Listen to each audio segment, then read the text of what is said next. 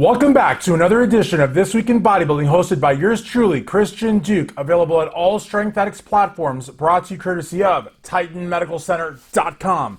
For all your great therapies like Titan Complete, Nectar of the Gods, TRT, and of course, the new ECA Plus stack that's got the whole fitness industry talking. So guys, how deep is the rivalry between these two countries that don't border each other, aren't even on the same continent? I don't believe they've ever fought a war. I don't even think how that would be possible.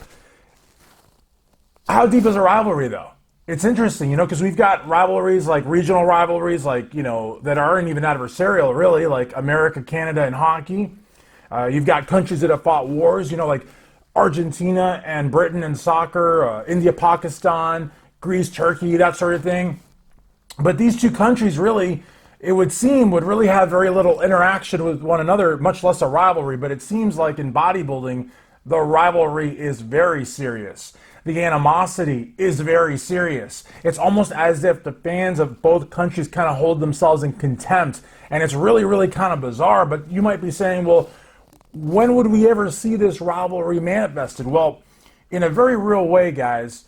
Brandon Curry, who I know a lot of you are going to say, he lives in Greater Nashville, he's American, red, white, and blue, and that's all true. What is his springboard for the Olympia? It's Oxygen Gym, it's Kuwait. He goes to Kuwait to create the physique that not only got him top 5 at the Olympia, won him the Olympia, won him the Arnold Classic, has been, his home base for training alongside his longtime coach, Abdullah. And the truth of the matter is, to a lot of people, Brandon represents Kuwait every bit as much as he represents America. And to some of the fans, maybe to the Egyptian group, meaning the Egyptian fans, Brandon might actually represent Kuwait more than the United States. I mean, think about that one. Try to wrap your head around that one. And so, Brandon winning the O might not be Brandon winning the O to reclaim his title, to do what Jay Cutler did in 2009. It might be Kuwait winning the O.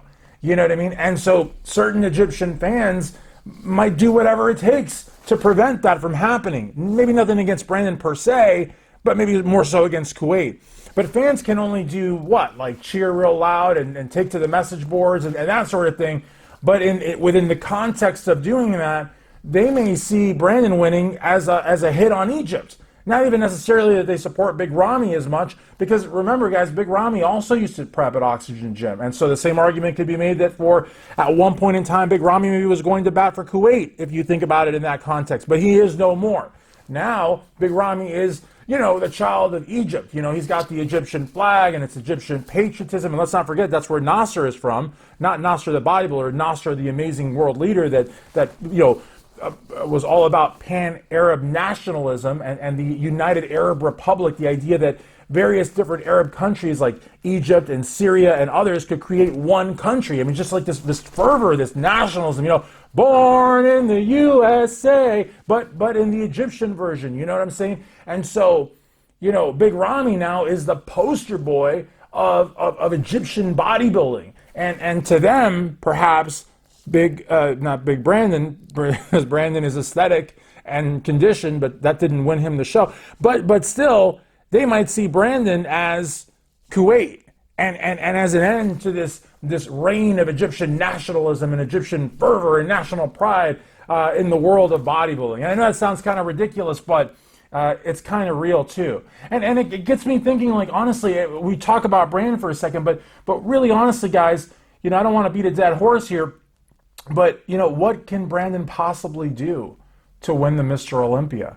Abdullah made a great Instagram post the other day. He said, they told us to come in bigger. Brandon comes in with 15 pounds of added muscle mass, ultra shredded. I haven't heard of a single person yet that has said that Big Ramy beat Brandon in the prejudging, except for that 1 point difference that the scorecards reflect, and who knows what that was all about. But the reality of the matter is, Brandon was more conditioned, more symmetrical, more balanced, more proportionate, and still lost. So, I mean, I could totally understand where Abdullah's coming from. What the hell does Brandon have to do to win the title that he hasn't already done?